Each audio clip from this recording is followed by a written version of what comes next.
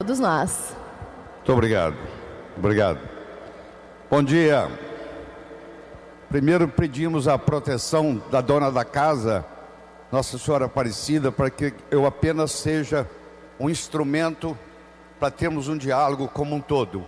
Eu vejo que aqui não só estão os jovens, mas aqui também estão os pais dos jovens. Há muitos e muitos anos atrás, e ao mesmo tempo agora, num lugar muito longínquo, e ao mesmo tempo aqui, um grupo de homens e mulheres cavalgavam em seus cavalos, subindo uma montanha íngreme, numa noite escura. E do céu surge uma voz: desmontem de suas montarias, desçam, pegam pedras, enchem suas sacolas, remontem e continuem viagem. E amanhã de manhã vocês estarão alegres e tristes ao mesmo tempo. Alguns desmontaram, outros não. Alguns pegaram muitas pedras, outros poucas. Colocaram nas sacolas, remontaram e continuaram viagem. Quando o dia amanheceu, tal qual a voz tinha dito, eles estavam alegres e tristes ao mesmo tempo. Alegres porque com a luz do dia, quando olharam nas sacolas, não eram pedras, eram diamantes. E tristes porque eu não peguei mais. Eu espero que quando nós terminarmos essa apresentação, você fique alegre e triste. Alegre por estar levando alguns diamantes para casa, que eu apenas sou o veículo disso. E triste porque que não pegou mais. Nós vamos fazer desses 55 minutos o melhor que nós podemos fazer nesse tempo. Nunca deixe aquilo que você não pode fazer atrapalhar aquilo que você pode fazer. Vou falar de novo para quem não escutou. Nunca deixe aquilo que você não pode fazer atrapalhar aquilo que você pode fazer. O padre Darcy teve a gentileza de me mostrar o santuário, não só me mostrando o santuário, com toda a sabedoria dele, me educando, e ele disse para mim o seguinte: a principal razão da vinda aqui é a renovação da esperança. Isso é muito importante, porque nós começamos a morrer quando as nossas recordações começam a ficar mais fortes que as nossas aspirações. Quando a pessoa começa a conjugar o verbo no passado, eu fiz, eu era, você sabe que essa pessoa começou a dar Deus para a vida.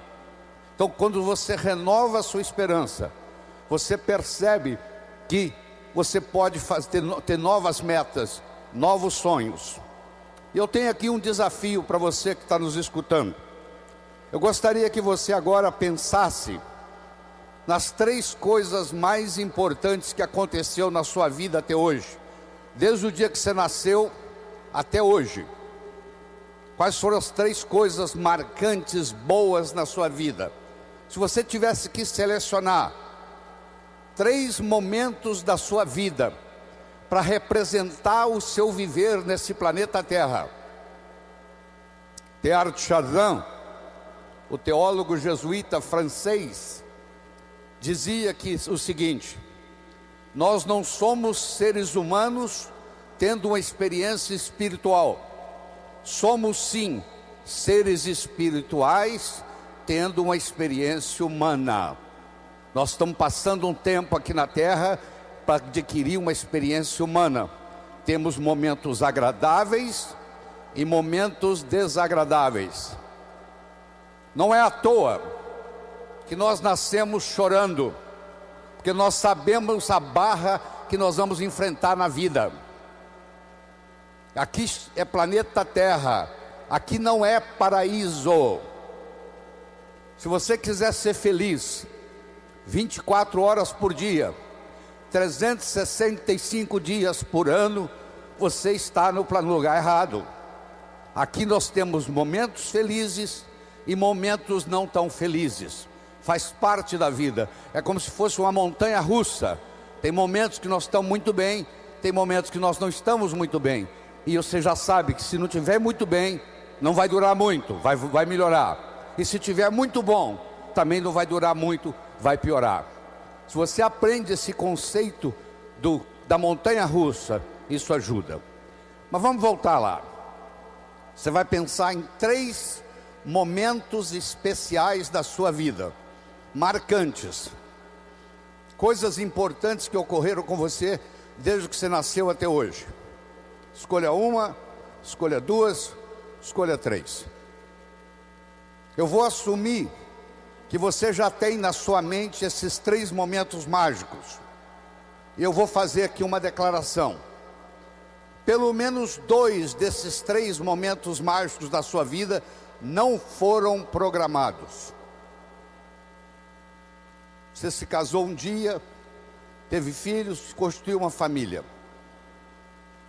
O dia que você conheceu o seu esposo, a sua esposa, foi assim?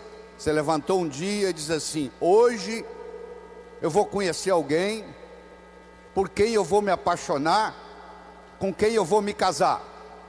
Foi assim? Não foi. Você foi a algum lugar, você conheceu alguém, você se apaixonou, você se casou.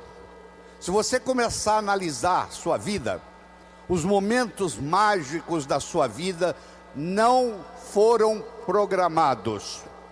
Você estava fazendo uma coisa e num ângulo de 90 graus, algo aconteceu de mágico, de milagroso.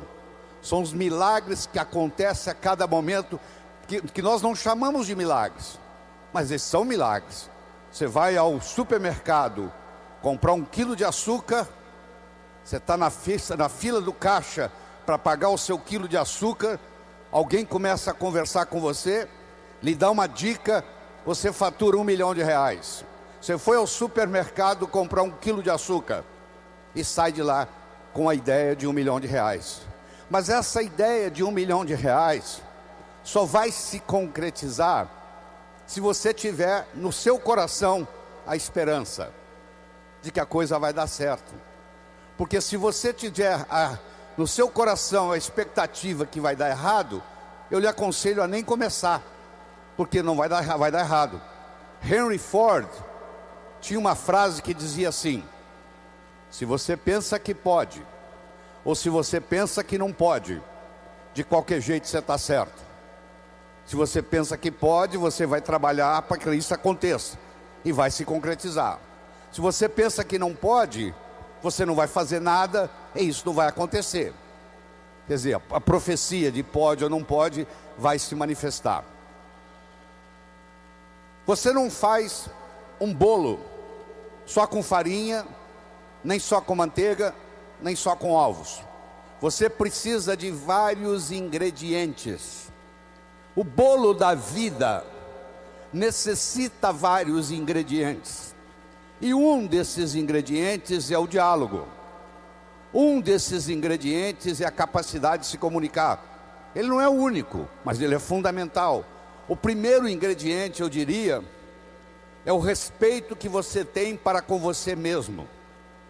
É a sua autoimagem. É o quanto você gosta de você. Ninguém pode ofertar o que não tem. Você não pode ofertar amor para o próximo se você não tem amor por si mesmo. Você não pode ofertar inteligência para o próximo se você não tem inteligência para você mesmo. Você não pode ofertar comunicação para o próximo se você não tem comunicação com você mesmo. Então a primeira coisa que Deus quer da gente é que nós tenhamos o amor próprio, que a gente se respeite no mundo. Isso chama-se autoestima. Isso chama-se autoimagem. E eu tenho uma boa notícia para você. Autoestima e autoimagem não é feito de cimento, não é feito de aço, é feito de linguagem. Ninguém está condenado a ser quem sempre foi.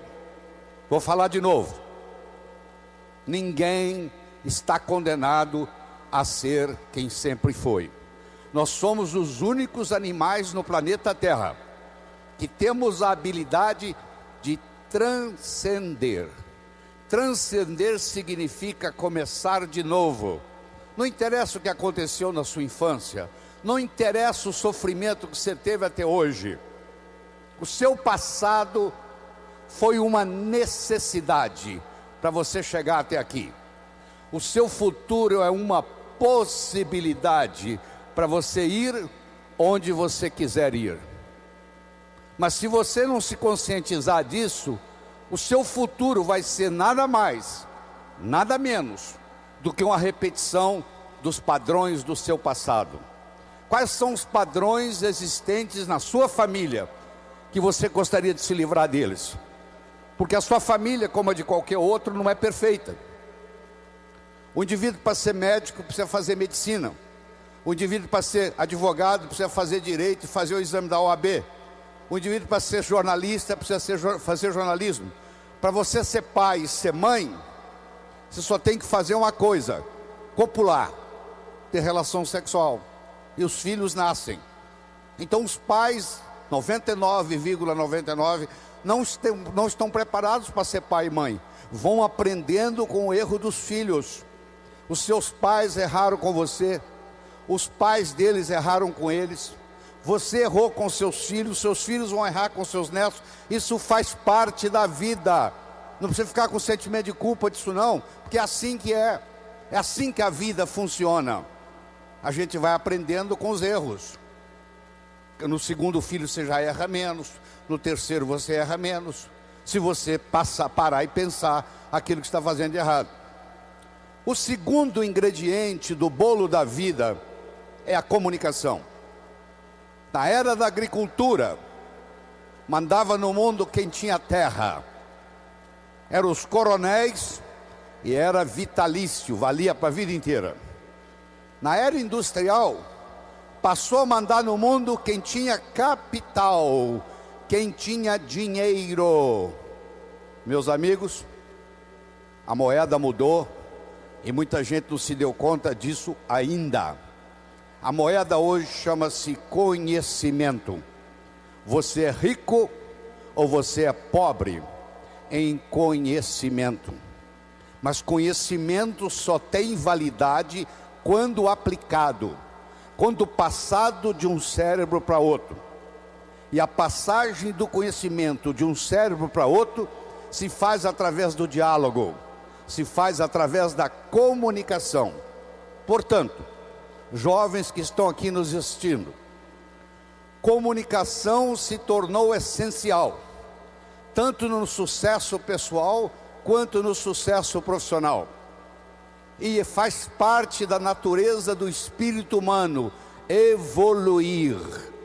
Você nunca vai encontrar uma pessoa que vai dizer assim, ó, eu vim aqui pedir uma graça para piorar um pouco a minha vida, porque está boa demais. Eu acho que Nossa Senhora Aparecida nunca escutou essa solicitação de alguém que venha visitar o santuário, dizendo que a vida está boa demais e que queria que piorasse um pouco. Faz parte do espírito humano crescer, evoluir. Galgou uma montanha, que procura uma montanha mais alta. E vocês jovens vão ver isso na vida. Você vai atingir as suas metas.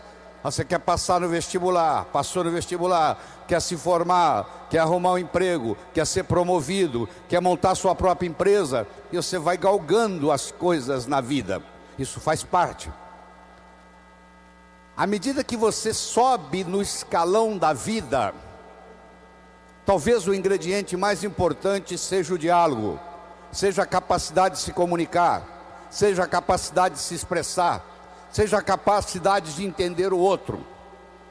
Então, se você me permite, eu vou apresentar para você um modelo de diálogo que eu desenvolvi. Você vai ver que eu desenvolvi porque você nunca viu isso na literatura. Eu criei um modelo para isso. Deixa primeiro eu conversar com você sobre modelo. Se eu desse de presente para você agora uma pérola, você provavelmente ia colocá-la no bolso. Se eu me encontrar com você semana que vem e lhe der uma segunda pérola, de novo, você vai colocá-la no bolso. Se eu der para você daqui 15 dias uma terceira e última pérola, você vai colocá-la no bolso. Se eu me encontrar com você daqui 6 meses e perguntar: onde estão as pérolas que eu lhe dei? Você vai responder mais ou menos assim: a primeira eu coloquei no criado mudo, a pessoa que arruma lá em casa não percebeu, jogou no lixo. A segunda eu esqueci no bolso da calça, a calça foi para a lavanderia e a pérola não voltou. E a terceira eu guardei tão bem guardado que eu acabei escondendo de mim mesmo. Você já escondeu alguma coisa de você mesmo? Você guardou tão bem guardado que você não sabe onde está? Isso acontece com a gente. Se ao invés de eu lhe dar as pérolas, eu lhe desse um fio de nylon e orientasse você para colocar as pérolas no fio de nylon e fizesse um colar e colocasse o colar no pescoço, e eu me encontrasse com você daqui 6 meses e perguntasse: onde é que estão as pérolas que eu lhe dei? Você ia responder: estão aqui, eu fiz delas um colar. Meus amigos, as pérolas são ideias. O cemitério está cheio de gente que teve boas ideias, ou não concretizaram-se, ou pior, estragaram a vida da pessoa. Você não sabe que uma boa ideia pode estragar uma família, uma boa ideia pode estragar uma empresa. Porque mais importante do que a ideia é o modelo para segurar a ideia. Se você conhecer um indivíduo que tem um bom modelo empresarial, se ele mora em Aparecida do Norte, se ele mora em São Paulo, se ele mora em Tóquio, se ele mora em Nova York, se ele mora em Sydney, na Austrália, ele vai se dar bem, empresarialmente falando, porque ele tem um modelo. Então vamos montar um modelo de diálogo. A comunicação tem 3 níveis. O primeiro nível eu chamo de boca-ouvido. O segundo nível eu chamo de cérebro-cérebro. O terceiro nível eu chamo de coração-coração. Vamos começar com o primeiro nível. Boca-ouvido. Deixe-me primeiro fazer uma distinção para você. Ouvir e escutar não são sinônimos. Você ouve com o ouvido, você escuta com o cérebro. Você já foi alguma vez num restaurante e pediu ao garçom para lhe trazer uma água com gás, e ele lhe trouxe uma água sem gás? Ou você fez uma solicitação e ele lhe trouxe outra? Aquele garçom, naquele momento que ele recebeu o seu pedido, ele estava operando no nível 1. No nível 1 ninguém é promovido. No nível 1 você não conquista as pessoas. No nível 1 você não vai para frente na vida. Não interessa a nota que você tirou na escola, isso não faz diferença, porque a escola lhe passa informação. A vida lhe exige competência de ação. Imagine você indo a Guarulhos, e lá tem uma aeronave se preparando para decolar São Paulo, Nova York. E você entra na aeronave para fazer esse voo. E da cabine do piloto, o piloto fala assim: senhores e senhoras, eu não sou piloto, mas eu tenho muitas opiniões e já li muitos livros de como pilotar um avião. Você ficaria na aeronave? Não. Você não quer saber quantos livros o piloto leu. Você quer saber se ele tem competência de tirar a aeronave do chão, voar com ela e aterrissar são e salvo em Nova York.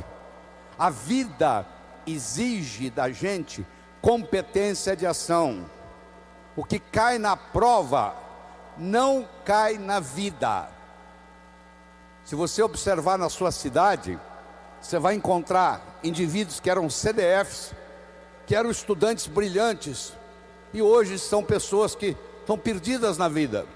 E você vai encontrar também pessoas que eram estudantes medíocres, e hoje são excelentes empresários, estão contribuindo para o bem-estar da comunidade.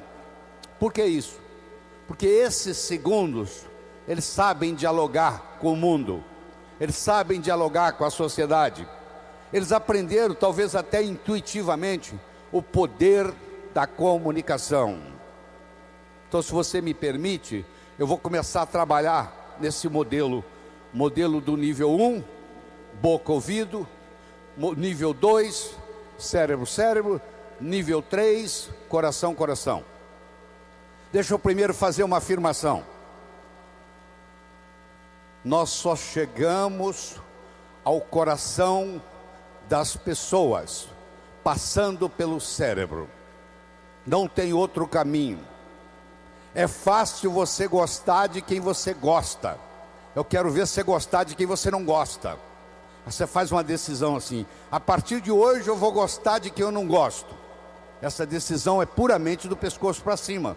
É uma decisão que não vai levar a nada. Porque se você não gosta da pessoa, fica difícil chegar no coração. O caminho para você você tem que entender a pessoa, entender a problemática dela, entender de onde ela está vindo, por que ela atua daquele jeito. Aí finalmente você aceita a pessoa e chega no coração. Quando você está operando no diálogo no nível 1, não acontece nada. É o pai que está dando um sermão para o filho, e entra num ouvido e sai no outro, e o pai não percebe que ele vem falando isso há 5 anos e não funcionou nada. Pelo contrário, o filho até ficou rebelde de escutar o pai falar aquilo, e o pai não se dá conta que aquilo não é diálogo, que é um monólogo que ele está falando para o vento, porque está entrando no ouvido e saindo no outro. Você deve conhecer um ditado popular que diz assim: a palavra convence, o exemplo arrasta. A palavra convence, o exemplo arrasta. O melhor modo de você educar seu filho não é com sermão. Isso não é diálogo, isso é monólogo. O melhor modo de você educar seu filho é com exemplo, dando exemplos. Aí a água mole em pedra dura, tanto bate até que fura. Ele vai vendo o exemplo daquilo que você quer que ele seja, ele vai observando aquilo todo dia, chega uma hora, ele e ela incorpora na estrutura psicológica. E como eu disse quando eu estava sendo entrevistado aqui na televisão, um pai de 45, uma mãe de 45, que conversa com um filho de 15, ela tem que entender que o filho de 15 nunca teve 45, e uma mãe de 45 já teve 15 anos. Então é função do pai, da mãe, descer ao nível do adolescente, para poder haver uma comunicação. Eu só posso me comunicar com vocês se nós fizermos uma conversa que interesse vocês. Não tem outro jeito. Eu tenho que ver o interesse de vocês e começar a fazer um assunto que interesse a vocês. Então eu tenho que fazer de acordo com o seu interesse, não de acordo com o meu interesse. Eu vou fazer a vitrine da minha loja não de acordo com o meu gosto, de acordo com o gosto do cliente que eu quero atrair. Ah, mas eu tenho uma loja, eu tenho uma cunhada que é decoradora interna, ela fez uma decoração muito sofisticada. Que produto que você vende? Aí eu vendo produto popular. Então você agora está com um problema sério. Quem gosta da vitrine entra, não encontra o produto que quer comprar. Porque quem gostou da vitrine sofisticada quer comprar produto sofisticado. E quem compraria o seu produto? Olha na vitrine, não tem coragem de entrar. Pronto, aquela vitrine tão bem organizada que a sua cunhada fez porque é decoradora interna, está atrapalhando o seu negócio. No diálogo, na comunicação, nós temos que modificar um pouquinho aquela frase que você conhece, que não é da Bíblia, tá? Quando eu falar, você vai falar, isso está na Bíblia, não está não. A frase é assim: faça aos outros o que você gostaria que fosse feito a você. A verdade não é bem essa. Faça aos outros o que os outros gostariam que fosse feito a eles. Se eu convidar você para jantar na minha casa em São Paulo, eu não vou lhe servir o meu prato favorito. Pode ser que você nem coma. Eu vou perguntar o que você gosta. Se eu quero agradar alguém num processo de diálogo, eu tenho que ver o que a outra pessoa quer ouvir. Eu vou começar por ali. e não o que eu quero passar. Quero que você entenda isso. Faça aos outros o que os outros gostariam que fosse feito a eles. Deixa eu contar para você uma pequena história. Eu conheci um senhor em São Paulo, um empresário muito bem sucedido, que me contou assim: doutor Laí, eu tenho um irmão gêmeo, único, univitelino, idêntico, igualzinho a mim. Eu nasci em Campina Grande, na Paraíba. Aos 14 anos eu me desentendi com a minha família, briguei com meu pai, briguei com a minha mãe, briguei com meu irmão, pulei na carroceria de um caminhão e fui para São Paulo.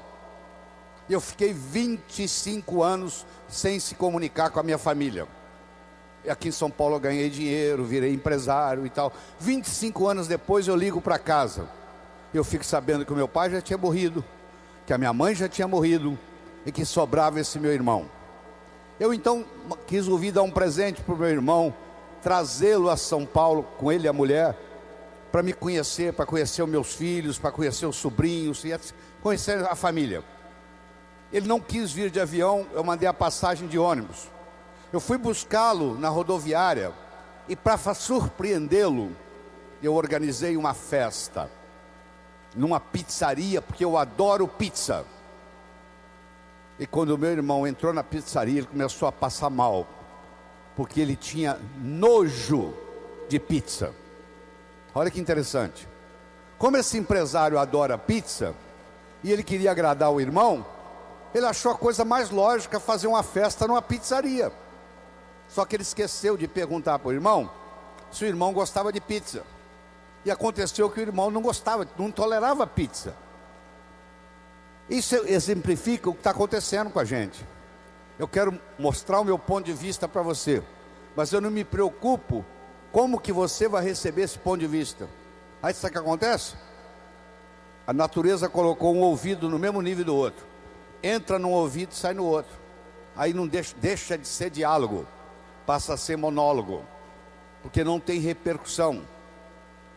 Para esse diálogo se ocorrer, primeiro eu tenho que ter uma mensagem forte.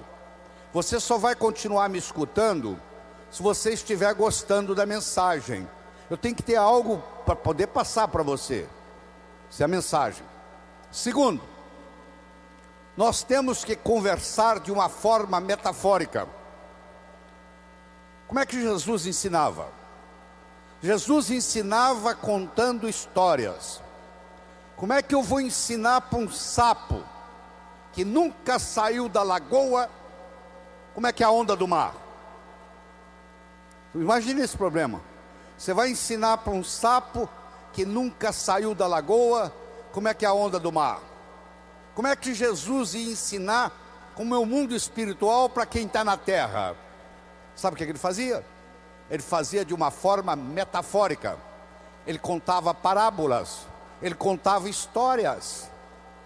Quando eu lhe conto uma história, você não pode dizer que você não concorda com ela. Eu estou lhe contando uma história, e dentro da história eu coloco a ideia que eu quero passar para você.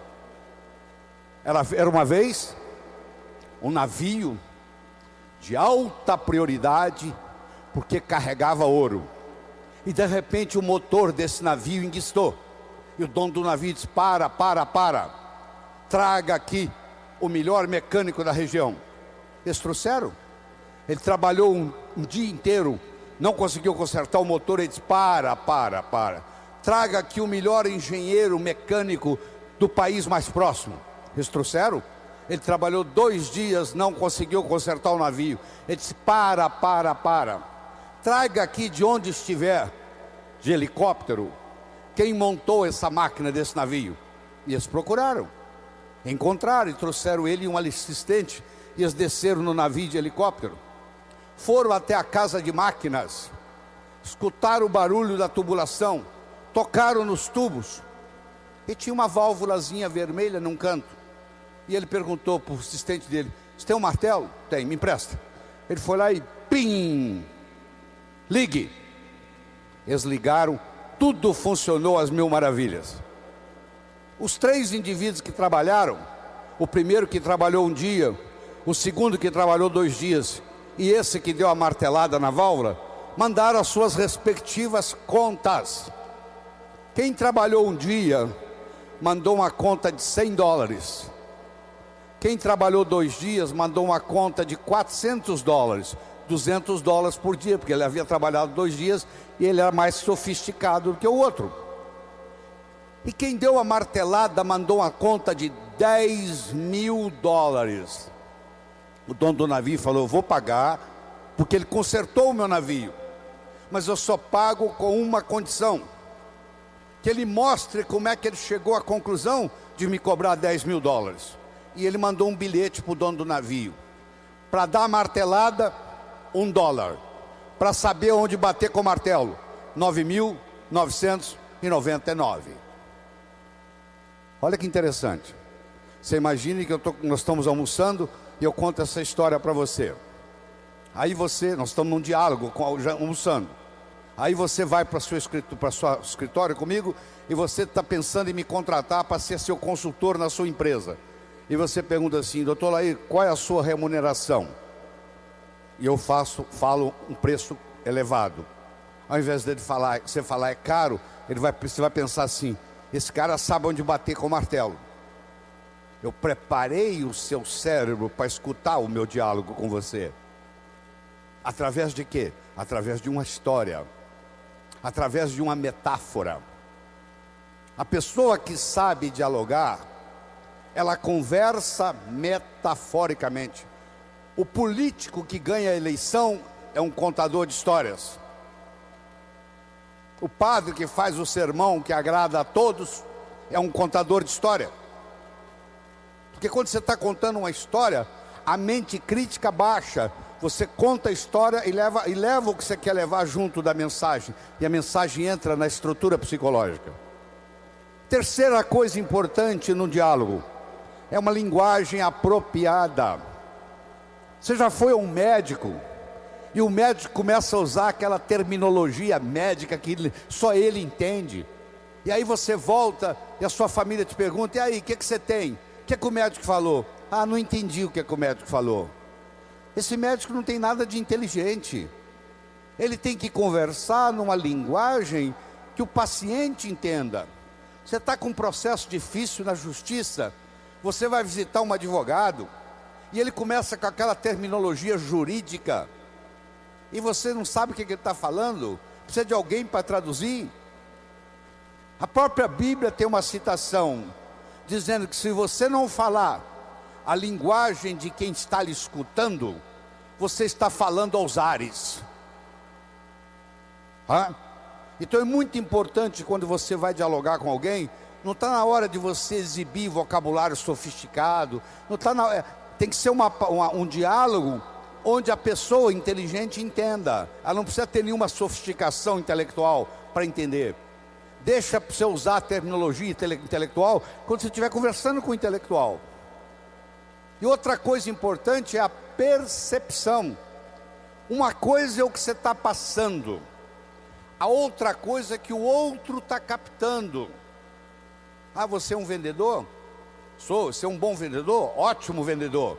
E aí, você tem vendido bem? Não, tem vendido muito mal. Então você não é um bom vendedor. O aluno que diz que é bom aluno, ele tem que me mostrar um boletim bom. Eu não conheço bom aluno com boletim ruim. O mínimo que você tem que me mostrar como bom aluno são boas notas no boletim. Isso lhe caracteriza como bom aluno. Se você é vendedor e você não está vendendo o que você gostaria de vender, você vai me desculpar, a tecnologia, a abordagem que você está usando de vendas está sendo inadequada.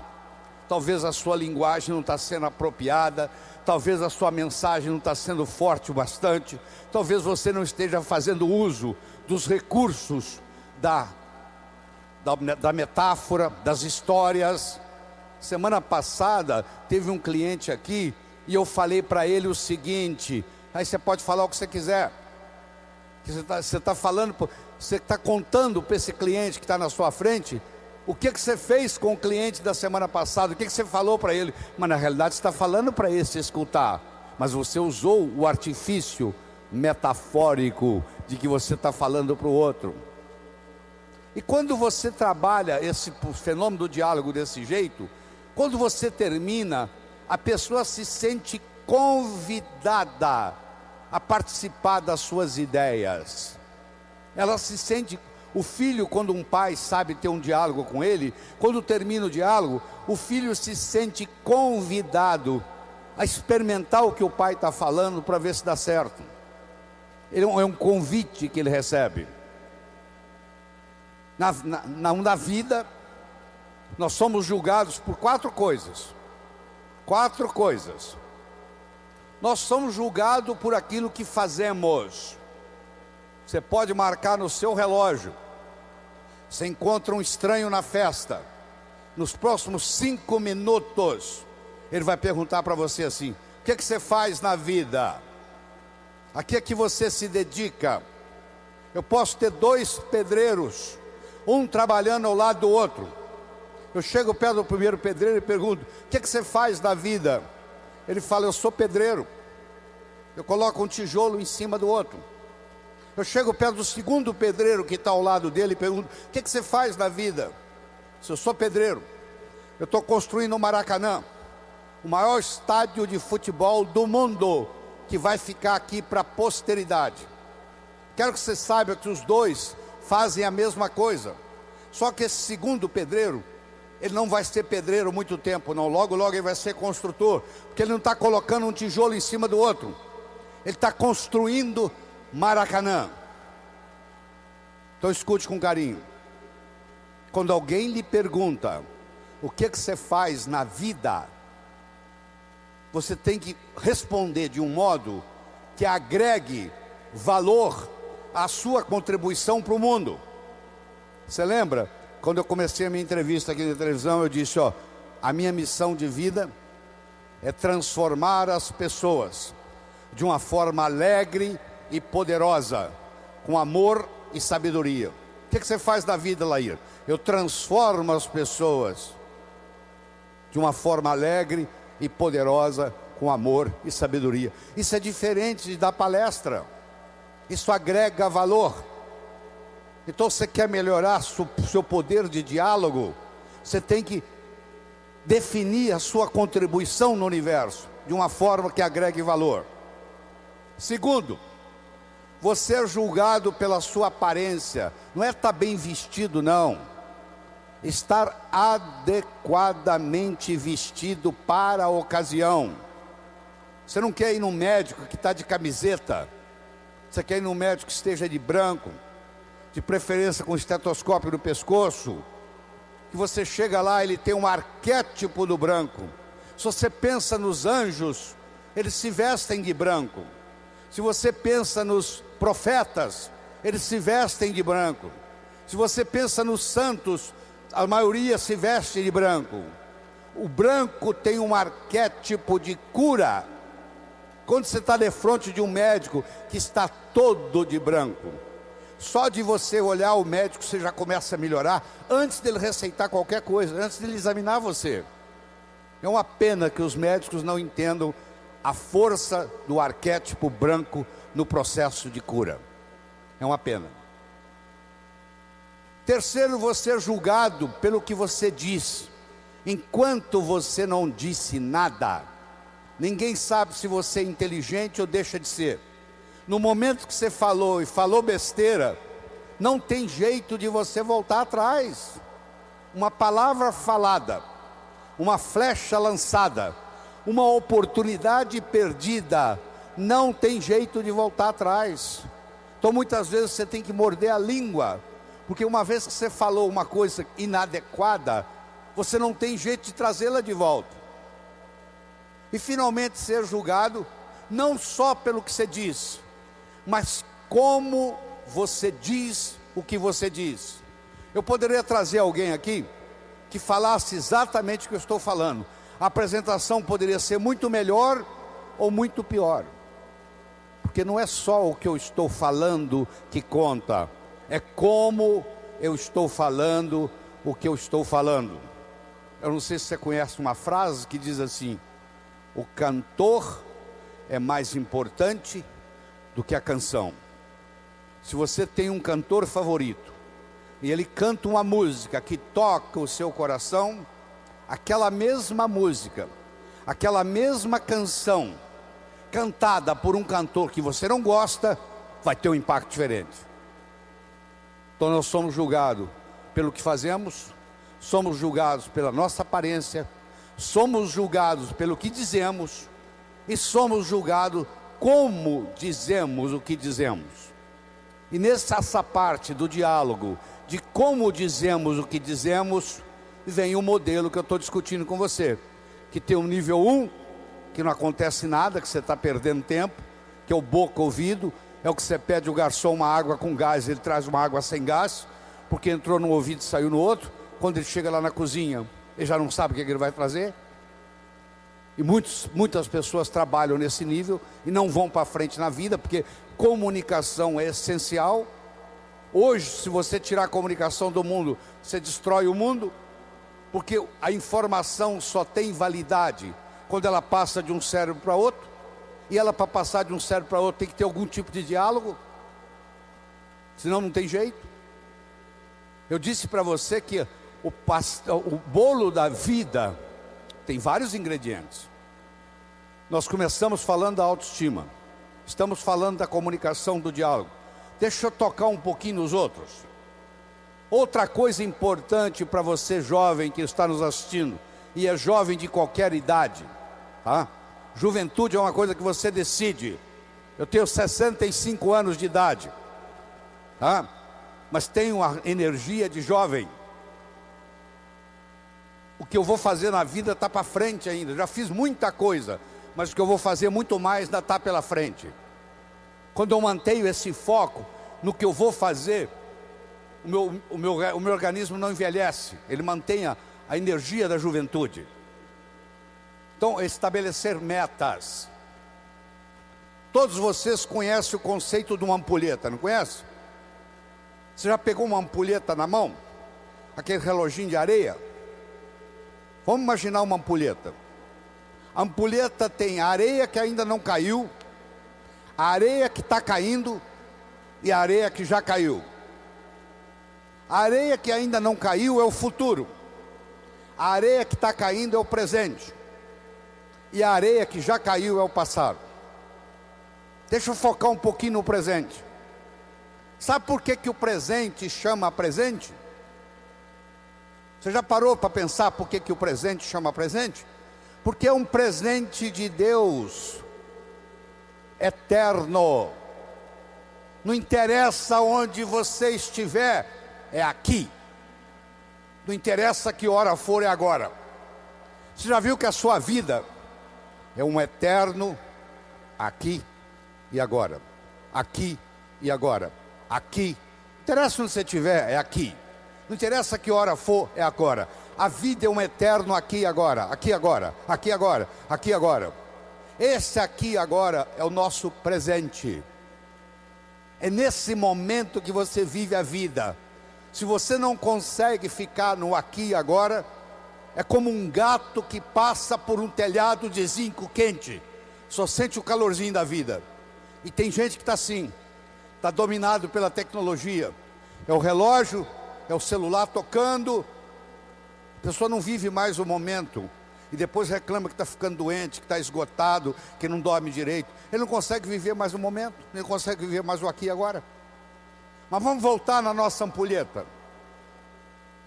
A areia que ainda não caiu é o futuro, a areia que está caindo é o presente, a areia que já caiu é o passado. Você aprendeu, e é verdade que você aprendeu, que o passado cria o presente cria o futuro. Isso é verdade, verdadeiro. Mas Einstein provou a não linearidade do tempo. O tempo não é linear. Então eu vou provar para você agora, nessa conversa aqui, que o futuro cria o presente também. E o presente recria o passado. Então vamos lá. Se você comprar na segunda-feira uma viagem de volta ao mundo para daqui um mês, eu lhe garanto que a segunda-feira já começa a ficar mais interessante. Faltam 30 dias, 29, 28, 27, 26, 25 para a viagem. Você já escutou um ditado que diz assim: Muitas vezes a antecipação da festa é melhor do que a festa propriamente dita. Lembra aquela ceia de Natal que você preparou na sua casa com todo carinho, que você levou meses preparando, e na hora da ceia os dois cunhados começaram a discutir e estragou a noite? A antecipação daquela ceia foi muito melhor do que a ceia. Às vezes a antecipação é mais interessante do que o fenômeno em si, não é verdade? Então, o que acontece? Se eu tenho metas para o futuro, jovens, por favor, me escutem. Se você tem metas para o futuro, o seu presente fica mais interessante, porque você vai viajar daqui 30 dias, daqui 29, daqui 28. Se você não tem perspectiva de futuro, aí a droga te domina. Todo drogado que eu conheci, que eu tratei, que eu cuidei como médico, todo drogado perdeu a perspectiva do futuro. Ele não tem a noção do amanhã. Ele acha que só existe hoje. Quem só acha que existe hoje não vai se preocupar o que a cocaína, a maconha, a heroína vai fazer no corpo, porque perdeu perspectiva de futuro. Então eu espero que você entenda que o futuro cria o presente. Eu vou provar para você agora que o presente recria o passado. Eu dou um curso de treinamento final de semana num hotel fazenda. Vem gente do Brasil todo. Chegou uma senhora e disse assim: doutor Laí, eu estou aqui porque eu estou num processo de divórcio e fiquei sabendo que o seu curso fortalece o emocional, eu vim aqui fazê-lo. Deixa eu lhe me contar a minha história. Eu sou casado há mais de 25 anos, eu e meu marido decidimos por opção não ter filhos. Ele trabalha numa multinacional, eu trabalho noutra. Ele sai de segunda a sexta para viajar pela multinacional, e eu saio de segunda a sexta para viajar pela minha multinacional. Sexta-feira à noite nós nos reuníamos, íamos para um sítio que nós temos em Valinhos, perto de São Paulo, e nós passávamos sexta à noite, sábado, domingo, voltávamos segunda de manhã. A minha tia que me criou, que morava na Europa, veio nos visitar no Brasil. Eu levei-a para passar o final de semana no sítio. Ela teve uma parada cardíaca e morreu no sítio. E eu nunca mais tive coragem de ir lá. O meu marido não abre mão, ele viaja durante a semana e sexta-feira ele vai para o sítio. Eu não vejo ele durante a semana, não vejo ele no final de semana. Nós somos distanciando, estamos num processo de divórcio. Eu perguntei para ela assim: mas por que a senhora não vai no sítio? Falou: porque a minha tia morreu lá. Falei: mas justamente por isso. A sua tia saiu lá da Europa para te dar esse presente, para morrer no sítio, para mostrar para você o quanto que ela gostava de você. Isso tem uma simbologia. Dá para você captar essa simbologia, que ela fez questão de vir morrer do seu lado. E eu comecei a falar isso com a mulher, e eu fui falando, ela foi escutando, ela não conseguia parar de olhar no relógio. E o que ela queria? Ir para o sítio. Que é o final da história. Ela voltou a ir para o sítio, está casada com o marido até hoje. Eu não consigo mudar o fato da tia dela ter morrido no sítio. Eu mudei no diálogo a interpretação da morte da tia dela no sítio. Eu não consigo mudar o passado de ninguém, mas eu quero que você saiba que tudo que aconteceu com você aconteceu por uma necessidade, talvez espiritual. Talvez tenha trazido você até aqui, esse santuário.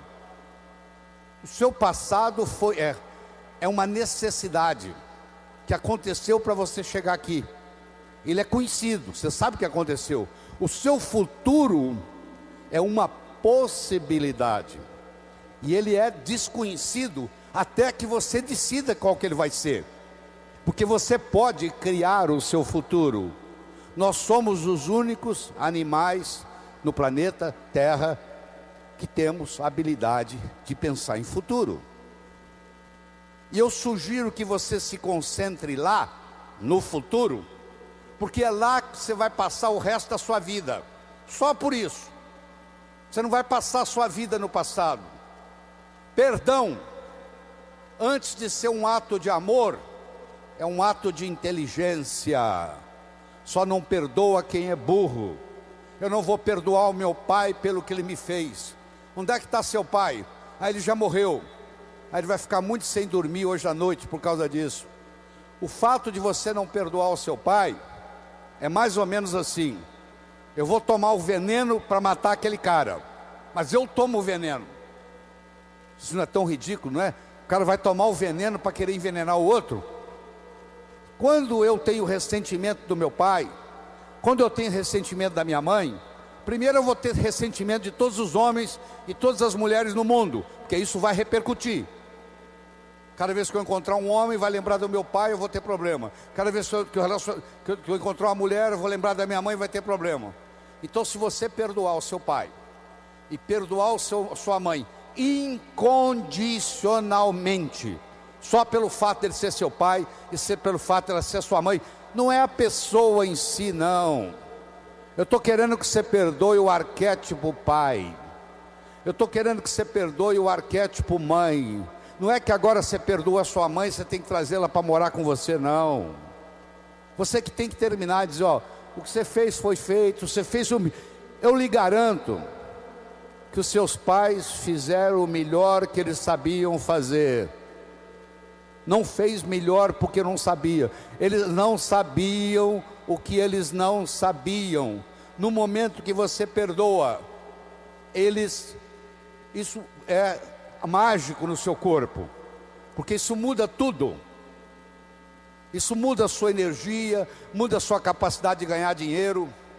Se você tem ressentimento do passado, você cancela o seu futuro, você não tem perspectiva de futuro. O ressentimento do passado não deixa você ter perspectiva de futuro. Então eu espero que você aproveite nesse lugar sagrado que nós estamos, nesse santuário, que você, no momento de visita, que você está visitando alguma das repartições aqui, que você pense nisso. Pô, o doutor Laí me falou isso, deixa eu refletir. Eu quero, Virgem Maria, eu quero Nossa Senhora Aparecida, que me perdoe, que eu deixe o meu coração se abrir. Deixa eu perdoar os meus pais incondicionalmente. Não interessa o que eles fizeram ou deixaram de fazer. No momento que você fizer isso, seu coração vai se abrir. E essa renovação de esperança que o Padre Darcy me ensinou, vai encher o seu coração. E a sua viagem aqui vai ficar inesquecível. Que vai ficar um antes e vai ficar um depois. Eu estou chegando ao final, eu ainda tenho 5 minutos. Eu gostaria de terminar contando uma história. Era uma vez um escritor que morava à beira-mar. Ele tinha por costume caminhar na praia de manhã, e à tarde e à noite ele escrevia. Uma manhã ele estava caminhando na praia e de longe ele avistou um jovem que dançava na areia. Aquilo despertou a curiosidade dele e ele se aproximou. Quando ele se aproximou, ele percebeu que o jovem não dançava. O jovem estava jogando coisas no oceano. E ele perguntou: o que você está fazendo? E o jovem respondeu: a maré está baixa, o sol está quente, essas estrelas do mar estão morrendo desidratadas na areia. Eu estou jogando-as de volta ao oceano. Meu jovem, diz o escritor, será que você não entende que existe centenas de quilômetros de praia, centenas de milhares de estrelas do mar na areia? Você jogar uma ou outra de volta ao oceano não vai fazer diferença nenhuma. O jovem foi lá, pegou uma estrela do mar, jogou no mar, olhou para o escritor e disse: para essa eu fiz diferença. O escritor foi para casa. Naquela tarde ele não conseguiu escrever. Naquela noite ele não conseguiu dormir. Na manhã seguinte ele levantou cedo, se juntou ao jovem e começou a jogar estrelas do mar de volta ao oceano. Eu não sei o que você vai fazer com esse material que você acabou de escutar, mas eu posso lhe dizer uma coisa: tudo vale a pena quando a alma não é pequena. Já dizia Fernando Pessoa. Se um de vocês captar isso aqui, já valeu a pena eu ter vindo aqui falar essa manhã. Eu espero de coração que novos caminhos se abram à sua frente, que o vento sopre levemente às suas costas, que o sol brilhe suave e morno no seu rosto, que a chuva caia de mansinho em seus campos, e até que nos encontremos de novo. Que Deus lhe guarde nas palmas de suas mãos. Muito obrigado.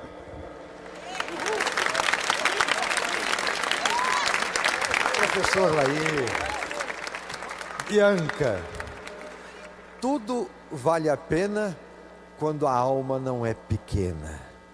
E eu vou guardar, porque eu vou aproveitar de muito daquilo que o senhor falou aqui. Perdão é também um ato de inteligência. Que bonito. Uma salva de palmas para o professor Laí. Obrigado, porque o Senhor nos ajuda e nos ajudou a evangelizar, a motivar a juventude, que é a esperança de um futuro, de hoje e de amanhã, não é? Obrigado também. E o Senhor falou pelo Brasil inteiro e para o Brasil inteiro pela TV Aparecida. Deus o abençoe no seu ministério. O Senhor, em certo sentido, é também um sacerdote, porque leva uma boa nova, uma boa notícia, a palavra da verdade, a empresários, a estudantes, a profissionais liberais. Leve com o Senhor a mensagem do Santuário de Aparecida. Aqui Deus mora, aqui é a casa da mãe, aqui Deus nos fala de uma forma muito forte, aqui Deus planta esperança no nosso coração. Deus o abençoe e obrigado.